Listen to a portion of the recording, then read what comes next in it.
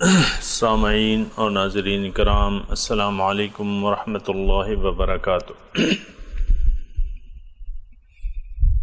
سورہ بقرہ آیت نمبر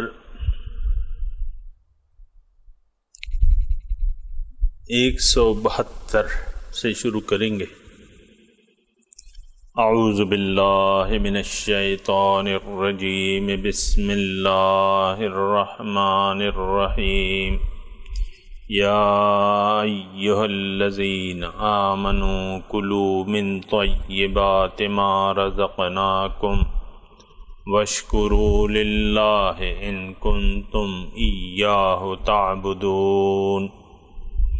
انما حرم علیکم المیتۃ والدم ولحم الخنزیر وما اہل بہ لغیر اللہ فمن اضطر غیر باغ ولا عاد فلا اثم علیہ ان اللہ غفور رحیم۔ ان الذین یکتمون ما انزل اللہ من الکتاب ویشترون بہ ثمنا قلیلا اولئک ما یأکلون فی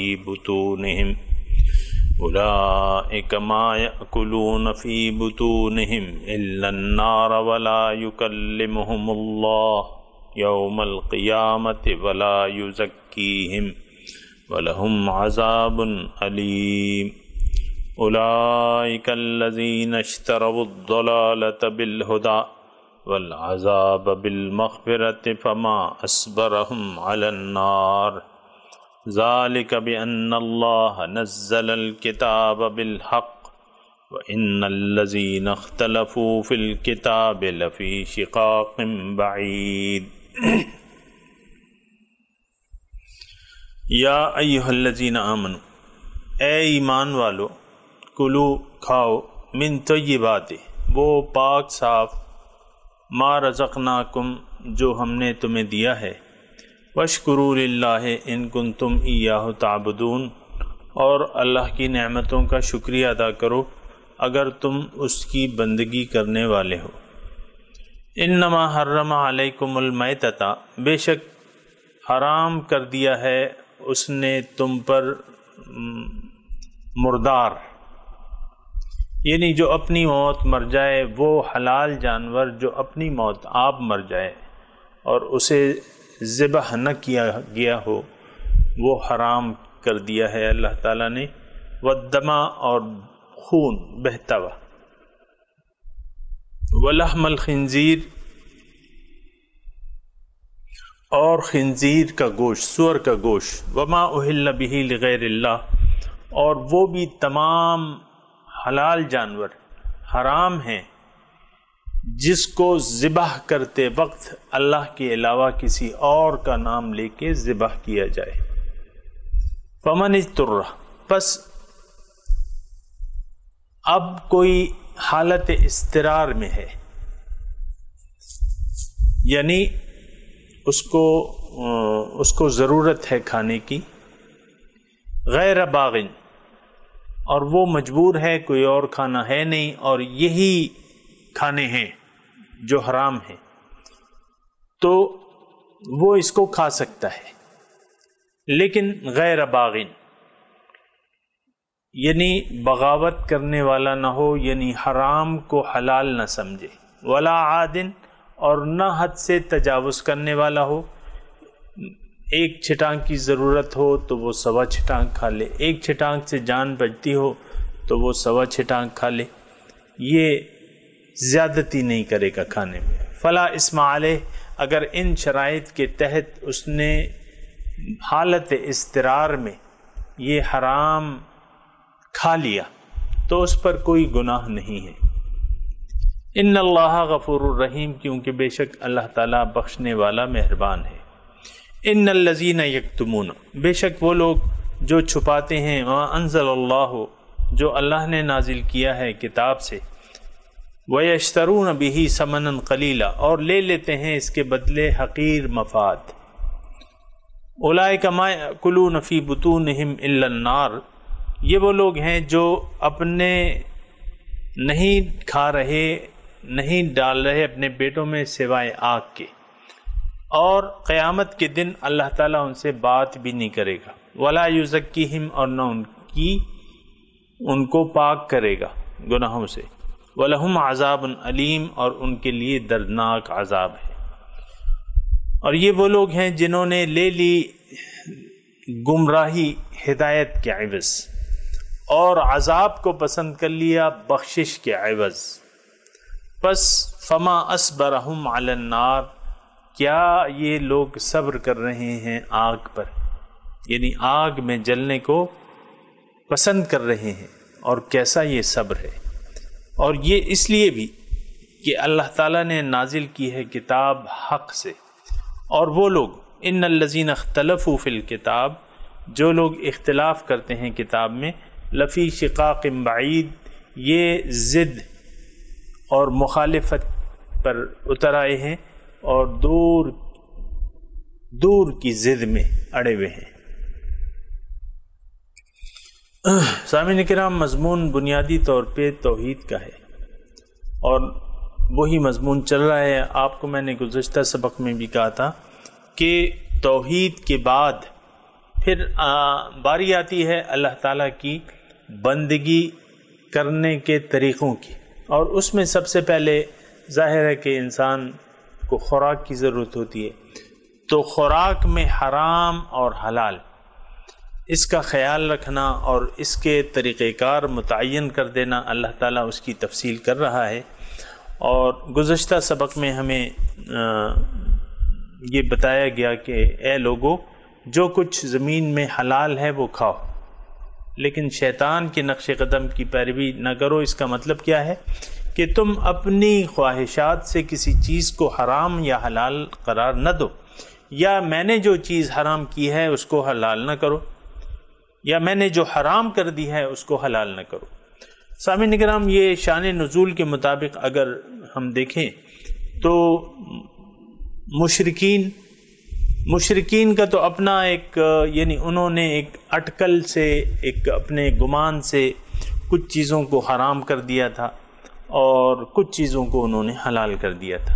اس کی تفصیل اپنی جگہ پہ آئے گی، لیکن اللہ تعالیٰ کی یعنی یہ سارا انہوں نے خود ساختہ حرام اور حلال، اور اس میں ایک بڑی چیز یہ تھی، اور وہ مسلمانوں پہ اعتراض بھی کرتے تھے کہ جو حلال جانور وہ مردار کھاتے تھے، ذبح نہیں کرتے تھے، اور مسلمانوں پہ الٹا اعتراض کرتے تھے کہ بھئی جس کو اللہ مار دے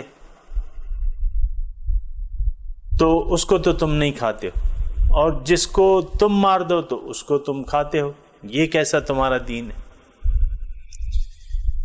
تو یہ سب کچھ ان کی عقل کا فطور تھا، اور تو کچھ بھی نہیں تھا۔ سم بکم عمی فہم لا یعقلون، عقل کا فطور تھا۔ لیکن ہمیں یہ چیز جو ہے یہ نوٹ کر لینی چاہیے۔ سامعین کرام، آج بھی صورتحال کچھ اگر میں بہت آپ سے بے تکلفی اختیار کروں تو پھر بات یہ ہے کہ ہم نے بھی یہ حرام اور حلال یہ ہم نے خود متعین کر دیے ہیں، اور صرف کھانے پینے کی چیزوں میں نہیں کہہ رہا، لیکن میں آپ کو کہہ رہا ہوں کہ کچھ جائز چیزیں ہم نے حرام سمجھ لی ہیں۔ شریعت کے کچھ احکامات جو ہیں یعنی ہم کہتے تو نہیں ہیں حرام، لیکن اپنے اوپر ہم نے حرام کر لی ہے۔ حضور صلی اللہ علیہ وسلم کی پیروی، ان کے اسوہ حسنہ کا اتباع، وہ جائز ہے، اس کا حکم ہے، لیکن ہم نے اپنے اوپر حرام کر لیا ہے۔ اور چلیں اگر پوری طرح نہیں کیا تو کچھ چیزیں جو ہیں وہ ہم نے اپنے اوپر حرام کر لی ہیں کہ بھئی میں اب نام نہیں لیتا، آپ خود اندازہ لگا لیں کہ بھئی حضور کا یہ سنت جو ہے یہ میں نے نہیں کرنی، یہ مجھ پہ حرام ہے جو میں کروں، اور ہم اس کی قصدن عمدن مخالفت کرتے ہیں۔ شقاق بعید میں آتا ہے نا، ضد پہ اڑے ہوئے ہیں، یہ ضد ہے کہ نہیں ہے؟ لفی شقاق بعید۔ سامعین کرام، یہ قرآن جو ہے یہ آپ کو میں دوبارہ عرض کر رہا ہوں کہ اس سے ہدایت لینے کی ضرورت ہے۔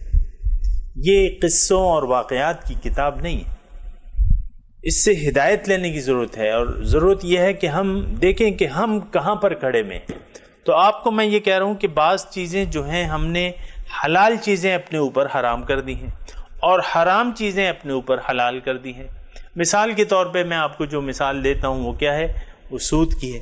سود حرام ہے، ہم نے اوپر حلال قرار دے دیا ہے. رشوت لینا دینا حرام ہے، لیکن ہم جو ہے رشوت کو اپنے اوپر حلال سمجھتے ہیں. حلال ہے، وہ کہتے ہیں نا، وہ ایک ڈپارٹمنٹ کے لوگ ہیں، وہ بہرحال ہم سب پاکستانی ہیں اور مسلمان بھائی ہیں. جو میں سن رہا ہوں میں بتا رہا ہوں، یہ CNW والے جو ہیں، تو یہ ظاہر ہے کہ ان کی وہ جو کمیشن ہے وہ تو مشہور ہے، 25% ہے یا 35% ہے. تو وہ کہتے ہیں، یعنی میں نے اپنے کانوں سے سنا ہے، اللہ تعالیٰ مجھے معاف کرے، وہ کہتے ہیں کہ یہ جو ہے یہ کمیشن ہمارا ماں کے دودھ کی طرح ہے. سامعین اکرام، جب ذہنیت اس طریقے سے بگڑ جائے تو ہم اس پر سوائے افسوس کے کچھ نہیں کر سکتے. یعنی یہ جملہ آپ سن رہے ہیں نا، یعنی حرام کو حلال بلکہ ماں کا دودھ سمجھ رہے ہیں. تو بات یہ ہے کہ سوچنا چاہیے، اور صرف یہ حرام اور حلال کھانے پینے کی چیزوں میں نہیں ہوتا. بعض چیزیں اللہ تعالیٰ نے حرام کر دی ہے. والدین کی اطاعت جو ہے، جائز کاموں میں اطاعت اللہ تعالیٰ نے حکم دیا ہے اس کا، لیکن بعض بچے جو ہیں وہ والدین کی جائز کاموں بھی اطاعت نہیں کرتے، بس اپنی مرضی، نہیں ابو نہیں امی میں نے یہ نہیں کرنا. اسی طرح بیویاں جو ہیں، بعض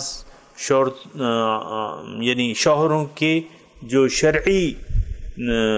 شرع کے حدود کے اندر جو احکامات ہیں، بیویاں اپنی مرضی سے اسے ماننے سے انکاری ہیں کہ نہیں یہ کام میں نے نہیں کرنا. یہ میں ایک آپ کو اشارہ کر رہا ہوں. اسی طرح شوہر جو ہے وہ اپنے ان کے جائز حقوق کا خیال نہیں رکھتے. یہ مثال کے طور پہ میں آپ کو کہہ رہا ہوں، ورنہ یہاں جو وہ ایک بات ہے نا کہ یہاں آوے کا آوائی بگڑا ہوا ہے، اور اس کی اپنی وجوہات ہیں، اس پر ہم بات کرتے رہتے ہیں. لیکن آج کا جو مضمون ہے وہ یہی ہے کہ کھانا پینا، سب سے پہلے جو ہے وہ کھانا پینا ہے. تو کھانے پینے میں اللہ تعالیٰ حرام اور حلال کا امتیاز مسلمانوں کو دے رہا ہے، اور آج کے سبق میں خاص طور پہ ہے. لیکن اس سے پہلے جو آیت ہے، یا ایھا الذین آمنوا کلوا من طیبات، دیکھو جو پاک صاف چیزیں ہیں اس سے تم کھاؤ، اور اللہ تعالیٰ کا شکریہ ادا کرو، اللہ کی نعمتوں کا شکریہ ادا کرو. ان کنتم ایاہ تعبدون، اگر تم خالص اس کی بندگی کرنے والے ہو تو اس کی نعمتوں کا شکریہ ادا کرو. سامعین اکرام، یہ ایک عام لفظ ہے، اس میں صرف یہ نہیں کہ کھانے کے بعد جو ہے وہ آپ نے شکریہ ادا کر دیا یا وہ دعا پڑھ لی، الحمدللہ الذی اطعمنا وسقانا وجعلنا من المسلمین واشکروا تمام معاملوں میں اللہ تعالیٰ کی شکریہ کی روش اختیار کر لو اگر تم اس کی بندگی کرنے والے ہو. کیونکہ آپ نے دیکھا کہ مضمون ابھی ہم پڑھ چکے ہیں کہ وَإِلَٰهُكُمْ إِلَٰهٌ وَاحِدٌ، معبود تو تمہارا ایک معبود ہے، لا الہ الا هو الرحمن الرحیم، اس کے سوا کوئی معبود. ان کنتم ایاہ تعبدون، یہ اس سے ربط مل رہا ہے. اب اللہ تعالیٰ فرما رہا ہے کہ وہ آپ کو میں تفصیل بیان کر رہا تھا کہ شان نزول کے مطابق مشرکوں نے اپنے لیے حرام اور حلال بنا لیے تھے، حرام چیزیں حلال کر لی تھیں، حلال چیزیں حرام قرار دے رہے تھے.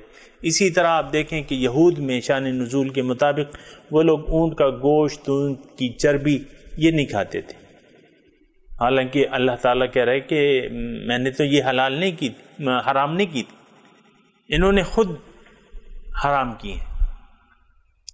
تو اسی طرح یعنی شان نزول کے مطابق بھی وہاں کے جو عام مسلمان تھے انہوں نے بھی اس بعض حلال چیزوں کو حرام قرار دے دیا تھا.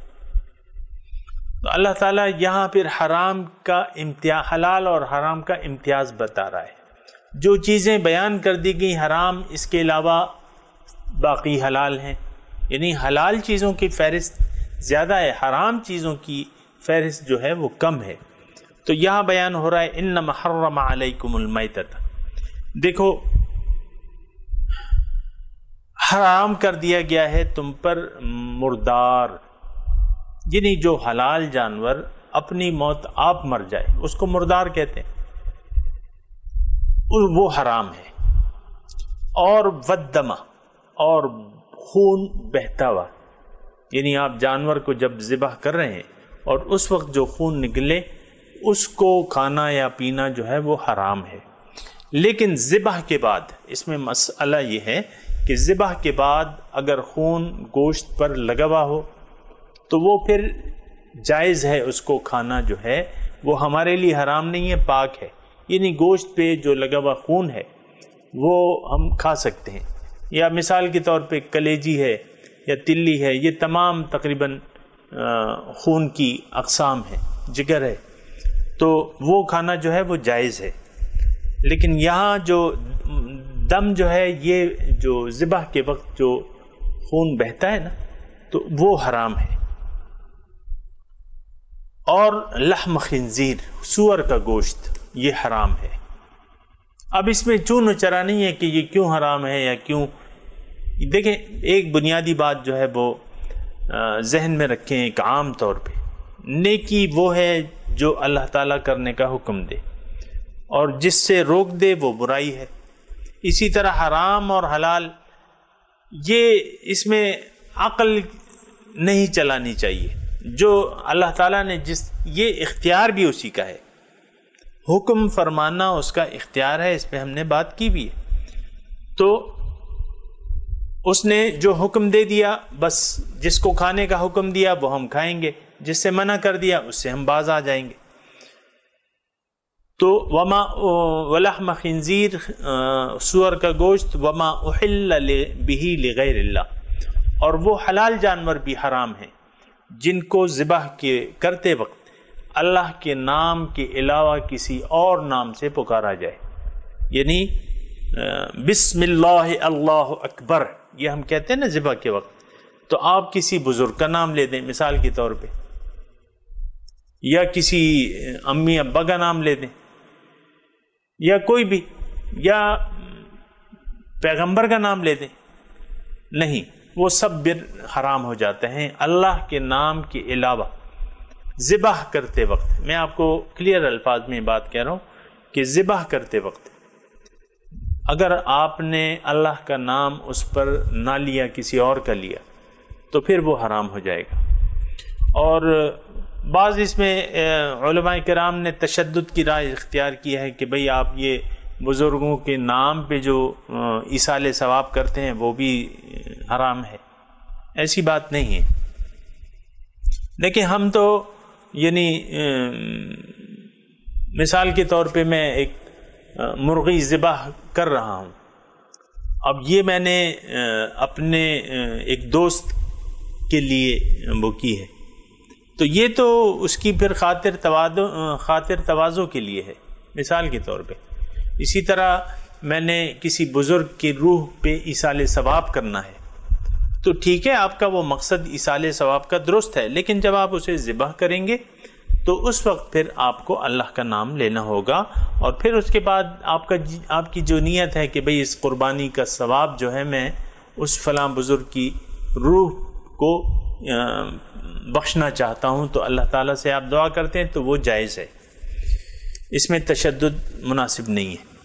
وما احل بہ لغیر اللہ فمن استر، اب اس میں ایک صورت آ گئی کہ یہ چیزیں جو ہیں یہ حرام ہیں، لیکن ایسی ایک اگر صورتحال آ گئی، مثال کے طور پہ آپ کہیں جا رہے ہیں اور آپ کو ضرورت ہے خوراک کی، یا کوئی شخص بیمار ہے مثال کے طور پہ عرض کر رہا ہوں، اور ڈاکٹر نے کہا کہ بھئی وہ فلاں چیز جو ہے، جو حرام چیز ہے، وہ آپ کے لیے علاج کے لیے بہت ضروری ہے، ورنہ آپ کی جان جانے کا خدشہ ہے، مثال کے طور پہ میں عرض کر رہا ہوں، تو حالت اضطرار میں اب مثال کے طور پہ آج کا جو نیا مسئلہ ہے انتقال خون کا، یعنی بہتا ہوا خون جو ہے وہ حرام ہے، لیکن یہاں حالت اضطرار ہے، ڈاکٹر کہتا ہے کہ بھئی اس کو خون لگانا ہے، نہیں لگے گا تو اس کی جان کو خطرہ ہے، تو پھر یہاں وہ مسئلہ ہے کہ حالت اضطرار میں خون لگانا جو ہے وہ پھر جائز ہو جاتا ہے۔ جائز کیا مطلب؟ اس کی اجازت ہے حالت اضطرار میں۔ تو فمن اضطر، جو حالت اضطرار میں ہو، غیر باغن ولا عادن، دو شرائط کے ساتھ وہ کھانا کھا سکتا ہے، یہ حرام استعمال کر سکتا ہے، بشرطیہ اس کو حرام حلال نہ سمجھے۔ غیر باغن، بغاوت کرنے والا نہ ہو، یعنی حرام کو حلال قرار دینے والا نہ ہو، ولا عادن، اور نہ حد سے تجاوز کرنے والا ہو، جس کی میں نے آپ کو تشریح کی۔ فلا اسم علیہ، تو اس پر اب کوئی گناہ نہیں ہے، یعنی یہ کھا سکتا ہے حالت اضطرار کے وقت، گناہ سمجھتے ہوئے، یعنی اس کو حرام سمجھتے ہوئے اور بقدر ضرورت یہ استعمال کر سکتا ہے۔ تو ان اللہ غفور الرحیم، ایسے موقع پہ یہ اللہ تعالیٰ جو ہے غفور الرحیم ہے۔ اس کا اگر یہ اس سے غلطی ہوتی ہے حالت اضطرار میں، تو دین کا ایک عام اصول ہے، وہ یاد رکھ لیں کہ بڑے فساد سے بچنے کے لیے چھوٹے فساد کو آپ پھر جائز ہو جاتا ہے، بہت نقصان سے بچنے کے لیے چھوٹا نقصان جائز ہو جاتا ہے۔ جیسے کہ میں نے آپ کو ابھی ان آیات میں بتایا کہ حالت اضطرار ہے، ایک آدمی مجبور ہے، وہ جان برلب ہے، تو اب یہ حرام ہے، اس کو وہ استعمال کر سکتا ہے۔ اللہ تعالیٰ بخشنے والا ہے اور مہربان ہے اس طریقے سے۔ اب جو مضمون تقریباً سامعین اکرام یہ جو کھانے پینے کا تھا، اس کی بھی وضاحت ہو گئی اور احکامات واضح ہو گئے۔ اب شان نزول کے مطابق اگلی آیت کیا ہے؟ ان الذین یکتمون ما انزل اللہ من الکتاب ویشترون بہ ثمنا قلیلا، وہ لوگ جو چھپاتے ہیں جو کہ اللہ تعالیٰ نے نازل کیا ہے حق سے، اور اس کے عوض قلیل مفاد لے لیتے ہیں۔ سامعین کرام، یہ یعنی عام خصوصی طور پہ یہ عادت جو ہے وہ یعنی علماء کرام کے بارے میں ہے، کیونکہ ان کو تو کتاب کا علم ہوتا ہے، لیکن بعض جو ہے بعض وقت وہ کتاب کو چھپاتے ہیں مخصوص مصلحتوں کے تحت، کتاب کے احکامات کو چھپاتے ہیں اور ایک مسئلے کو غلط انداز میں بیان کرتے ہیں، اور کیا یشترون بہ، اور لے لیتے ہیں اس کے عوض قلیل مفاد۔ ایسا ہوتا ہے، اور ایسا دیکھیں شان نزول کے مطابق آپ دیکھیں کہ یہود جو تھے ان کے پاس اللہ تعالیٰ کی کتاب تھی توریت، اور اس میں تمام نشانیاں حضور صلی اللہ علیہ وسلم کے بارے میں موجود تھی، لیکن فلما جاءہم ما عرفوا کفروا بہ، جب آیا ان کے پاس وہ جس کو انہوں نے پہچان لیا، اس سے پھر انہوں نے انکار کر دیا۔ اور کیا یہ میں اس کی وجہ کیا تھی؟ یشترون بہ ثمنا قلیلا، اس کی ہم وضاحت کر چکے ہیں کن وجوہات کی بنا انہوں نے انکار کیا۔ بہرحال انہوں نے اس کے لے لیا، دنیا کے حقیر مفاد کو ترجیح دے دی۔ اب ان کا انجام کیا ہوگا؟ اولئک ما یأکلون فی بطونہم الا النار۔ قبل اس کے میں آپ کو بتاؤں سامعین اکرام، یہ پھر وہی بات آتی ہے کہ اگر اس میں ہم اپنی لیے ہدایت دیکھیں، شان نزول کی جو تشریح ہے وہ تو میں نے آپ کو کر دی، اس میں اللہ تعالیٰ فرما رہا ہے کہ اگر کسی کو کتاب کا کوئی حکم معلوم ہے اور وہ اس پر عمل نہیں کر رہا یا اس کو چھپا رہا ہے، اور یہ سامعین کرام اگر آپ دیکھیں تو یہ وبا جو ہے وہ بہت عام ہے، یعنی مخصوص مفادات کے لیے ہم دین کے احکامات کو یا تو چھپا لیتے ہیں یا اسے نظر انداز کر دیتے ہیں۔ میں اب تفصیل میں نہیں جاتا، لیکن آپ خود اندازہ لگا لیں۔ دین کا حکم ہمیں معلوم ہے، یہ تو عام ایک چیز ہے کہ دین کے واضح ہوتے ہوئے بھی، یعنی دین حق جو ہے وہ ہم پر واضح ہے، پھر بھی ہم اپنے عمل کے ذریعے اس کو چھپاتے ہیں اور قلیل مفاد لیتے ہیں۔ یشترون بہ ثمنا قلیلا۔ سامعین کرام تھوڑا سا سوچ لیں رک کے کہ ایسا ہے اور کہ نہیں ہے۔ یعنی بہت سے ایسے احکامات ہیں جو کتاب میں ہمیں معلوم ہے، لیکن پھر اس کو ہم چھپاتے ہیں۔ علماء کرام میں بھی ایک ایسا طبقہ موجود ہے جو دنیاوی مفادات کے لیے آپ کو بعض مخصوص مسائل کا حل آپ کی خواہش کے مطابق آپ کو مسئلہ لکھ کے دے دیں گے۔ تو یہ آج بھی ہے سامعین کرام، اور عوام میں بھی یہ بات ہے کہ ان کو دین کا حکم معلوم ہے لیکن اس کو چھپاتے ہیں، اپنی مرضی پہ عمل کرتے ہیں، لیکن اس کا انجام کیا ہوگا؟ اولئک ما یأکلون فی بطونہم الا النار۔ اللہ تعالیٰ کہہ رہے ہیں یہ جو مفاد دنیا کا حقیر مفاد حاصل کر رہے ہیں، یہ اس کو یہ نہ سمجھے کہ یہ کوئی آسانی ہے یا کوئی اچھی چیز ہے، نہیں، یہ اپنے پیٹوں میں آگ ڈال رہے ہیں۔ یعنی اپنی آگ کا سامان جو ہے وہ آخرت میں اپنے خود ہی پیدا کر رہے ہیں، اپنے گرد جو ہے وہ الاؤ جو ہے اس کو مزید بھڑکا رہے ہیں، اس میں لکڑیاں جمع کر رہے ہیں۔ ہمارے شیخ نے ایک واقعہ بیان کیا تھا کسی کا، کہ کسی نے کسی کے بارے میں خواب دیکھا تھا کہ ایک شخص جو ہے وہ لکڑیوں کے الاؤ میں جل رہا ہے۔ بڑا سبق آموز بات ہے، اور ٹھیک ہے خواب کی بات ہے، لیکن یہاں تو آیت بھی ہے کہ اللہ تعالیٰ کہہ رہا ہے کہ تم اپنے پیٹوں میں آگ ڈال رہے ہو۔ تو وہ خواب ایسا تھا کہ ایک شخص جو ہے لکڑیوں کے الاؤ کے بیچ میں، جلتی ہوئی لکڑیوں کے الاؤ کے بیچ میں بیٹھا ہوا ہے، اور لوگوں کو کہہ رہا ہے کہ یہ الاؤ جو ہے یہ مزید اس کو بھڑکاؤ اور اس کی آگ جو ہے وہ تازہ کرو۔ یہ ایک نقشہ تھا۔ سامعین کرام ایسا، یعنی یہ کوئی انوکھی بات نہیں ہے، اور یہ تو دیکھیں خواب ہے اور اس کی پھر تعبیر ہے، اور تعبیر جو ہے اس میں ہم جو معاشرے کی اکثریت جو ہے، آگ کیا چیز ہے؟ اللہ تعالیٰ اور اس کے رسول کے حکم کی نافرمانی، اللہ تعالیٰ کی نافرمانی اور اس کے رسول کی اتباع نہ کرنا، اس کا نتیجہ کیا ہے؟ اس کا نتیجہ آگ ہے۔ تو جب آگ ہے تو آپ دیکھیں کہ ہم آج کا معاشرہ جو ہے، ہم لوگ اللہ تعالیٰ کی نافرمانی میں مبتلا ہیں، اللہ تعالیٰ کو ہم بھلا چکے ہیں، فسق و فجور میں مبتلا ہیں، اور اللہ تعالیٰ کو ہم نے بالکل بھلا دیا ہے۔ تو اس کا مطلب کیا ہے کہ یہ آگ ہم بڑھا رہے ہیں اپنے لیے۔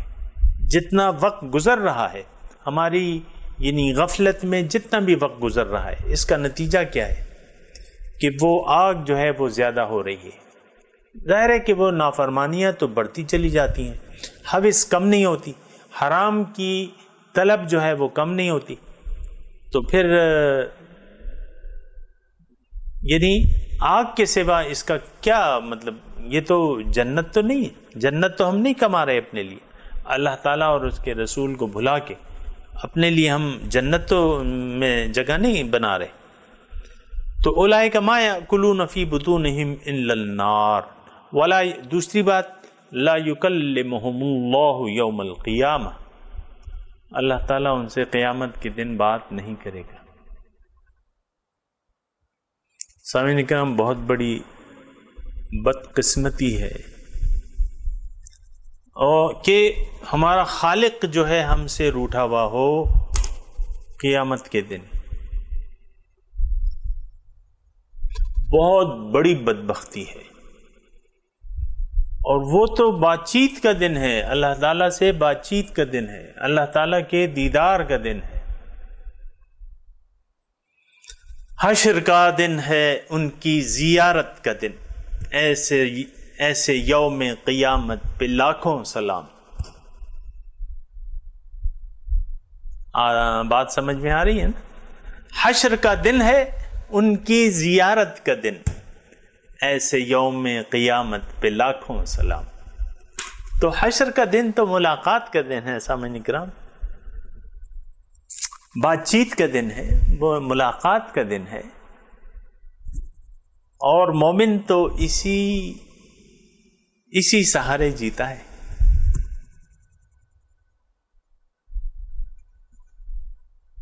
مومن اسی سہارے جیتا ہے۔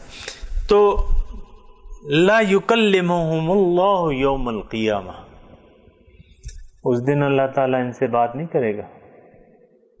سامعین کرام، بڑی بدبختی ہے، بڑی شقاوت ہے کہ اللہ تعالیٰ قیامت کے دن ہم سے روٹھ جائے اور ناراضگی کی حالت میں ملے ہمیں، اور ہم پہ ناراض ہو اور غصہ ہو۔ سامعین کرام، یہ تقریباً آج جن حالات میں ہم رہ رہے ہیں، اللہ تعالیٰ کو راضی کرنے کے لیے تو ہم زندگی نہیں گزار رہے، ہم تو اپنے نفس کو خوش کر رہے ہیں، اپنے بچوں کو، اپنے باس کو، اپنی بیوی کو، اپنے شوہر کو، ان کی رضاؤں میں لگے ہوئے ہیں۔ باس کو خوش کر لیں، اپنے باس کو آپ دیکھیں کتنا آپ مؤدب ہوتے ہیں، باس کے آگے چوں نہیں کر سکتے، اس کے آگے یس سر یس سر یس سر۔ پھر بیوی ہے یا شوہر ہے، دیکھیں، پھر بچے ہیں، آپ کے بچے ہیں، ان کا آپ کتنا خیال رکھتے ہیں۔ تو اللہ تعالیٰ کا تو ہم اتنا خیال نہیں رکھتے، ان کو تو اللہ تعالیٰ کو ہم نے بلا دیا ہے، اس کی یاد کو طاق نسیاں میں رکھ دیا ہے، اس کو بھول بیٹھے ہیں۔ تو بات یہ ہے کہ اس کا نتیجہ کیا ہوگا؟ اس کا نتیجہ تو بالکل واضح ہے۔ فَالْيَوْمَ نَنْسَاكُمْ كَمَا نَسِيتُمْ لِقَاءَ يَوْمِكُمْ هَذَا، آج میں تمہیں بھلا دوں گا اپنی رحمت سے، جس طرح کہ تم نے اس دن کی ملاقات کو بھلا دیا تھا۔ فَالْيَوْمَ نَنْسَاكُمْ، آج ہم تمہیں بھلا دیں گے، اپنی رحمت سے تمہیں بھلا دیں گے۔ كَمَا نَسِيتُمْ لِقَاءَ يَوْمِكُمْ هَذَا، جس طرح کہ تم نے اس دن کی ملاقات کو دنیا میں بھلا دیا تھا۔ سامعین اکرام، دوبارہ میں آپ سے عرض کر رہا ہوں کہ کہیں ایسا تو نہیں ہے کہ ہم اللہ تعالیٰ کی رضاؤں کو بھول بیٹھے ہیں، اللہ اس کے رسول کی رضاؤں کو بھول بیٹھے ہیں، کہیں ایسا تو نہیں ہے۔ اگر ایسا ہے تو یہ تو بڑی خطرے کی بات ہے، اور خطرے کی گھنٹی ہے، زبردست خطرے کی بات ہے۔ اور خطرے کی بات میں اس لیے بھی کہہ رہا ہوں کہ سامعین کرام، یہ خطرے کی بات میں اس لیے بھی کہہ رہا ہوں کہ یہ جوں وقت گزرتا جاتا ہے تو زنگ جو ہے دل پہ بڑھتا جاتا ہے، کالے داغ جو ہیں ہمارے اعمال کے، برے اعمال کے نتائج میں قلب پر کالے داغ جو ہیں وہ پڑتے رہتے ہیں۔ تو یہ خطرے کی بات ہے، یہ ایسا نہیں ہے کہ ہم نے اللہ تعالیٰ کو بھلا دیا اور اس زعم میں کہ اللہ تعالیٰ ہمیں کبھی موقع دے دے گا اپنی طرف رجوع کرنے کا۔ کیوں دے گا آپ کو موقع؟ اس نے تو آپ کو پیدا کیا ہے، اس نے آپ کو ایک بہترین جسم دیا ہے۔ أَلَمْ نَجْعَلْ لَهُ عَيْنَيْنِ وَلِسَانًا وَشَفَتَيْنِ وَهَدَيْنَاهُ النَّجْدَيْنِ۔ اللہ تعالیٰ کہہ رہا ہے کیا میں نے تمہیں دو آنکھیں نہیں دی؟ کیا تمہیں میں نے زبان نہیں دی؟ کیا میں نے تمہیں دو ہونٹ نہیں دیے؟ اور کیا میں نے تمہیں دونوں راستے نہیں بتائے؟ اللہ تعالیٰ کی اور کس چیز کے آپ منتظر ہیں؟ کس چیز کے منتظر ہیں؟ سب کچھ تو اللہ تعالیٰ نے آپ کو دے دیا ہے. تعدوا نعمت اللہ لا تحصوها، اگر تم اللہ کی نعمتوں کو شمار کرنا چاہو تو تم شمار نہیں کر سکتے. ان الانسان لظلوم کفار، بہت ظالم ہے انسان، جو ہے اپنے اوپر ظلم کرنے والا ہے، بہت ناشکرا ہے. تو سامعین کرام، کس چیز کے انتظار ہے؟ هل ينظرون الا ان ياتيهم الله في ظلل من الغمام والملائکۃ وقضی الامر. کس چیز کا لوگ انتظار کر رہے ہیں؟ کہ اللہ تعالیٰ بادلوں کے سائبان میں آ جائیں، فرشتے آ جائیں اور کام کا فیصلہ ہو جائے، یعنی عذاب الہی تم پر واقع ہو جائے، اب تم ایمان لاؤ گے. ایسا ایمان تو فرعون بھی لایا تھا. آمنت برب ہارون و موسیٰ، آخری اس نے نعرہ لگا دیا تھا کہ میں ہارون و موسیٰ کے رب پہ ایمان لے آیا. الآن وقد عصیت قبل، اب تم ایمان لائے. مصیبت کے وقت اللہ تعالیٰ کی طرف رجوع کرنا یا توبہ کرنا یہ کوئی کمال نہیں ہے. سامعین کرام، راحت کے وقت آپ خوب عقل سے سوچ سمجھ کے آپ اس وقت اللہ تعالیٰ کی طرف رجوع کریں تو یہ طریقہ کار ہے.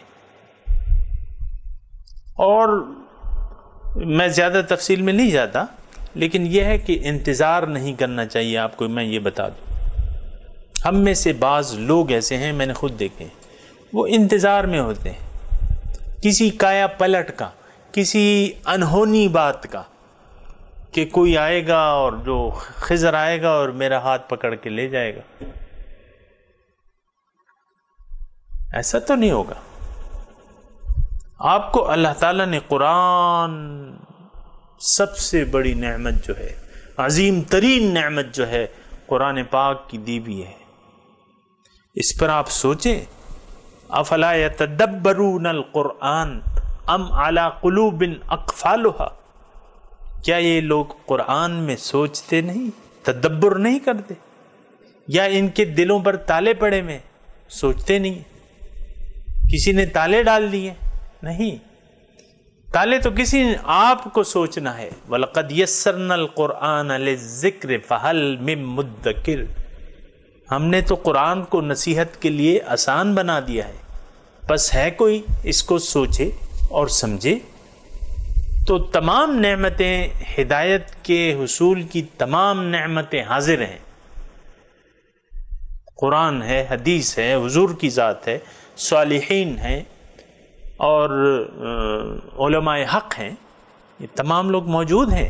آگے بڑھیے، اللہ کی رسی کو مضبوطی سے تھام لیجیے اور اللہ تعالیٰ تک کا سفر شروع کر دیجیے. کس بات کا انتظار ہے؟ الم یأن للذین آمنوا ان تخشع قلوبهم لذکر اللہ وما نزل من الحق، کیا مومنوں کے لیے وہ وقت نہیں آیا کہ ان کے دل جھک جائیں اللہ کی یاد میں، اور جو اللہ تعالیٰ نے حق سے نازل کیا ہے اس کے لیے جھک جائیں. ہمارے دل سامعین کرام جھکے ہوئے نہیں ہیں، نہ اللہ تعالیٰ کی یاد کے لیے ہم جھکنے کے لیے تیار ہیں، نہ قرآن کے لیے، قرآن کے سامنے ہم سر جھکانے کے لیے تیار ہیں. ہونٹوں سے تو چوم لیتے ہیں لیکن پھر طاق نسیہ میں رکھ دیتے ہیں. لا یکلمہم اللہ یوم القیامہ، اللہ تعالیٰ جو ہے قیامت کے دن ان سے بات چیت بھی نہیں کرے گا. ہاں بات کرے گا لیکن غصے میں کرے گا. اخسعوا فیہا ولا تکلمون، ذلیل ہو جاؤ اس میں اور مجھ سے بات مت کرو. غصے میں بات کرے گا کون؟ رب ان کا. سامعین کرام ذرا سوچنے کی اور اپنے لیے، یعنی یہ دنیا ہی ہے جو ہمیں مہلت ہے کہ ہم اپنے لیے ایسے اسباب پیدا کر رہے ہیں کہ قیامت کے دن اللہ تعالی ہم سے غصے میں بات کریں اور ہم پہ ناراض ہو. کیونکہ یہاں تو ہم نے ناراضگی کا ایک عہد کیا ہوا ہے کہ اللہ تعالیٰ کو ہم نے راضی نہیں کرنا، اپنی مرضی سے جینا ہے تو جیے جاؤ. اللہ تعالیٰ تو اس پہ راضی نہیں ہوتا. لا یرضی لعبادہ الکفر بندوں کی ناشکری کی روش سے وہ راضی نہیں ہوتا۔ وَإِن تَشْكُرُوا يَرْضَهُ لَكُمْ، ہاں اگر تم اس کا شکریہ نعمتوں کا ادا کرو تو پھر وہ راضی ہو جائے گا۔ وَلَا يُزَكِّيهِمْ، اور نہ ان کی پاکی کرے گا۔ اب دیکھیں پاکی تھوڑا سا یعنی یہاں توجہ چاہیے۔ کافر جب دوزخ میں جاتے ہیں تو وہاں تو ان کے متعلق تو ہے یہ بات، یہ وَلَا يُزَكِّيهِمْ یہ ان مسلمانوں کے لیے ہے جنہوں نے یہ کام کیا ہے۔ ان الذین یکتمون ما انزل اللہ من الکتاب ویشترون بہ ثمنا قلیلا، وہ کتاب کا علم چھپاتے ہیں اور پھر اس سے حقیر مفاد حاصل کرتے ہیں۔ تو ان کی دیکھیں، ہمارا عقیدہ یہ ہے کہ گناہگار مسلمان اپنے گناہوں کی سزا بھگت کر دوزخ سے نکل کر جنت میں جائیں گے، بالکل ٹھیک ہے، یہی عقیدہ ہے۔ لیکن وہ گناہگار مسلمان ہوں گے، لیکن مسلمانوں میں بھی پھر کیٹیگریاں ہیں، اس پہ ضرور یعنی سوچنا چاہیے۔ اللہ تعالیٰ کہہ رہا ہے ان مسلمانوں کا میں صفائی نہیں کروں گا، ان کو تو عذاب دیے جاؤں گا۔ وَلَهُمْ عَذَابٌ عَلِيمٌ، ان کے لیے دردناک عذاب ہے، ان کی میں پاکی نہیں کروں گا۔ یعنی دوزخ مومن کے لیے، گناہگار مومن کے لیے دوزخ جو ہے وہ ایک اسپتال کی طرح ہے کہ وہاں آپ اپنے گناہوں کے حصے کی گناہوں کی سزا بھگت کر جنت میں جائیں گے، گناہگار مسلمان کے لیے۔ لیکن جو یہ روش اختیار کر لیتے ہیں کہ دین کو بیچ کے دنیا کا حقیر مفاد لے لیتے ہیں، تو ان لوگوں کی صفائی نہیں ہو سکتی، یہ ہمیشہ دوزخ میں رہیں گے۔ اللہ تعالیٰ فرماتا ہے اولئک الذین اشتروا الضلالۃ بالہدی، یہ وہ لوگ ہیں جنہوں نے خرید لیا ہے گمراہی کو ہدایت کے عوض، والعذاب بالمغفرہ، عذاب کو لے لیا ہے، پسند کر لیا ہے مغفرت اور بخشش کے عوض۔ سامعین اکرام، یہ مزید یعنی ان آیات میں جو ابھی میں نے پڑھی ہیں، اولئک الذین اشتروا الضلالۃ بالہدی والعذاب بالمغفرہ، یہ تھوڑا سا بالکل کلیئر ہو گیا ہے۔ یعنی وہ کون لوگ ہوں گے جو اپنے پیٹوں میں آگ ڈال رہے ہیں، وہ کون لوگ ہوں گے جن سے اللہ تعالیٰ رحمت اور شفقت کی باتیں ہرگز نہیں کرے گا، وہ کون لوگ ہوں گے جن کو دوزخ میں جا کے باہر نکلنے کا موقع نہیں ملے گا، وہ کون لوگ ہوں گے۔ اللہ تعالیٰ یہاں پھر یعنی اگلی آیت میں، آیت نمبر 175 میں بالکل واضح کہہ رہا ہے اولئک الذین اشتروا الضلالۃ بالہدی والعذاب بالمغفرہ، یہ وہ لوگ ہیں جنہوں نے گمراہی لے لی، گمراہی ہدایت کے عوض، اور عذاب کو پسند کر لیا مغفرت کے عوض۔ اب فما اصبرہم علی النار، اللہ تعالیٰ فرما رہا ہے کہ دیکھو ان لوگوں نے کیسے صبر کر لیا آگ پہ، کیسا صبر ہے ان کا کہ آگ میں جلنا ان کو یعنی پسند آ رہا ہے اور یہ آگ میں جلنے کو ترجیح دے رہے ہیں۔ فما اصبرہم علی النار، کیونکہ سامعین اکرام ایک بات نوٹ کر لیں، جذبات کی ضرورت نہیں ہے، ایک بات نوٹ کر لیں، اللہ تعالیٰ کی نافرمانی کا انجام کیا ہے؟ آگ ہے، بالکل واضح چیز ہے۔ اگر ہم نے اللہ تعالیٰ کی ناشکری کی روش اختیار کر لی، اگر ہم نے گمراہی کو پسند کر لیا ہدایت کے عوض، یہ سامعین کرام اگر آپ دیکھیں اور اگر یعنی ایک بیلاگ تجزیہ کریں، آج کی صورتحال تقریباً یہی ہے کہ ہم لوگوں نے گمراہی کو ہدایت کے عوض پسند کر لیا ہے، ہدایت کو ہم نے چھوڑ دیا ہے۔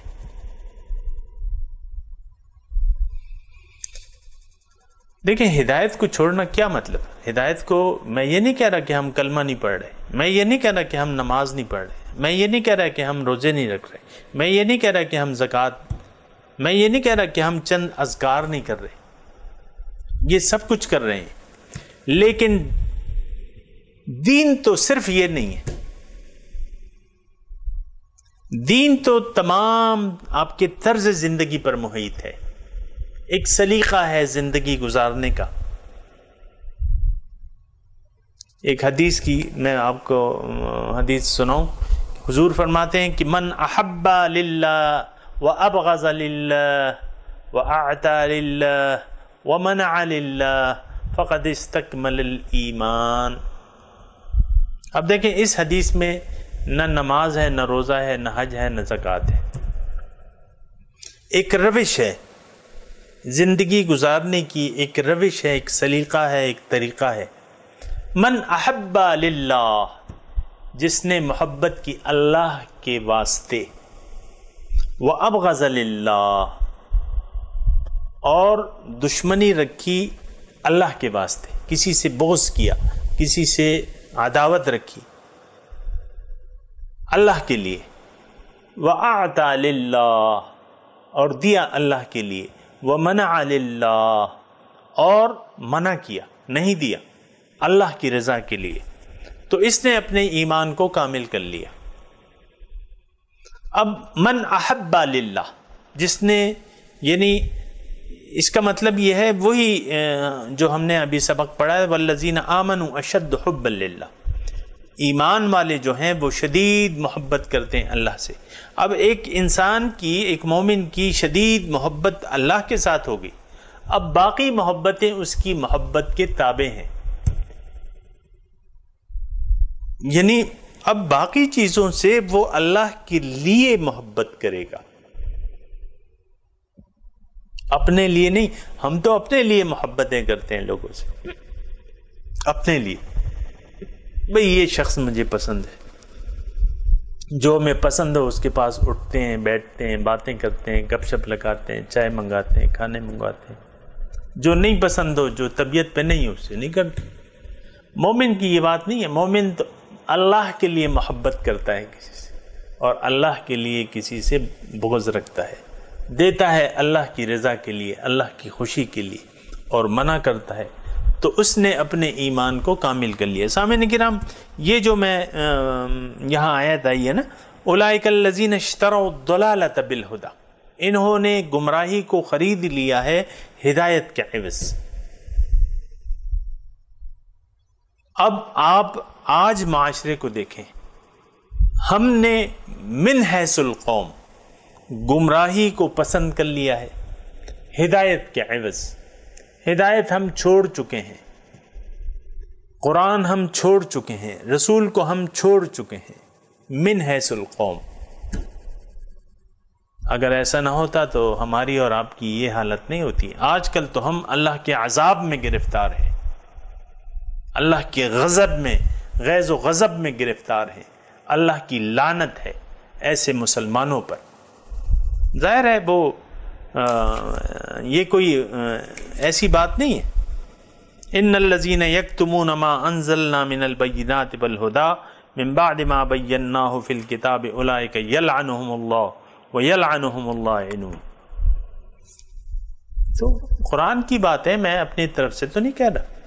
جس نے بھی راہ ہدایت سے منہ موڑ لیا، جس مسلمان نے، ظاہر ہے کہ اس پہ پھر اللہ کی رحمتیں تو تھوڑی نازل ہوں گی۔ اولئک الذین اشتروا الضلالۃ بالہدی۔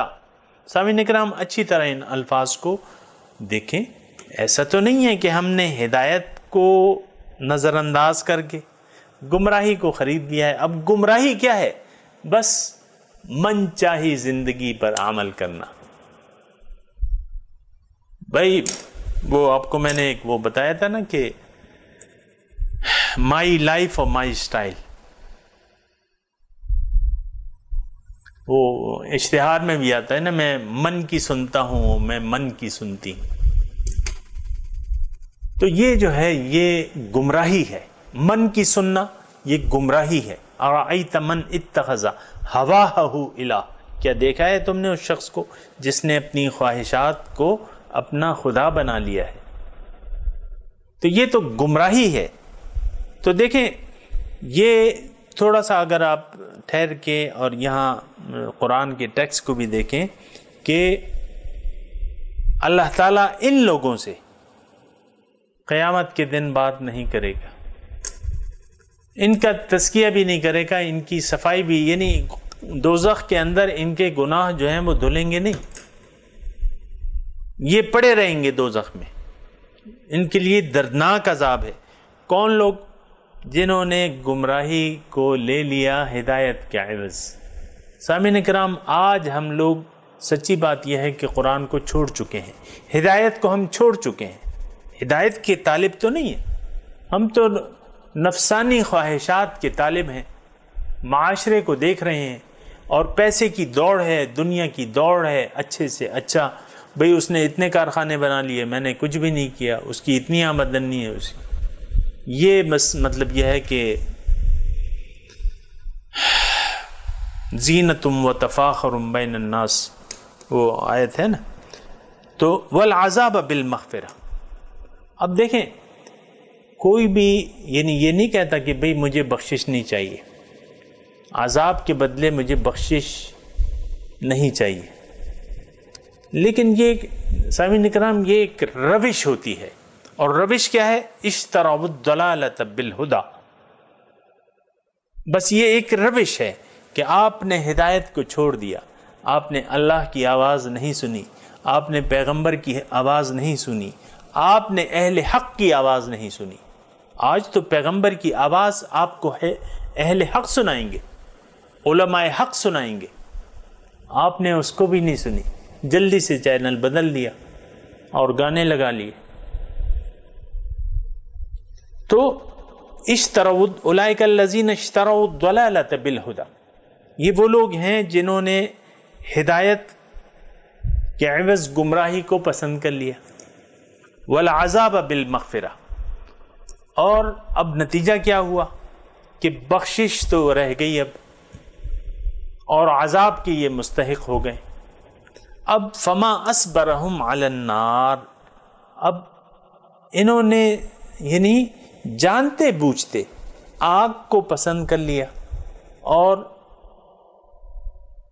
یعنی اللہ کی بخشش کو نظر انداز کر دیا، آگ کو پسند کر لیا۔ اب اللہ تعالیٰ کہہ رہے ہیں دیکھو کتنی تعجب کی بات ہے کہ یہ آگ میں جلنے کو ترجیح دے رہا ہے عوض اللہ کی بخشش کے۔ اللہ کی بخشش ہو جائے تو پھر تو جنت ہے، لیکن بخشش نہ ہو تو پھر تو آگ ہے۔ فما اصبرہم علی، اللہ تعالیٰ دیکھو کس طرح یہ آگ پہ صبر کر رہا ہے اور خوش ہے آگ پہ۔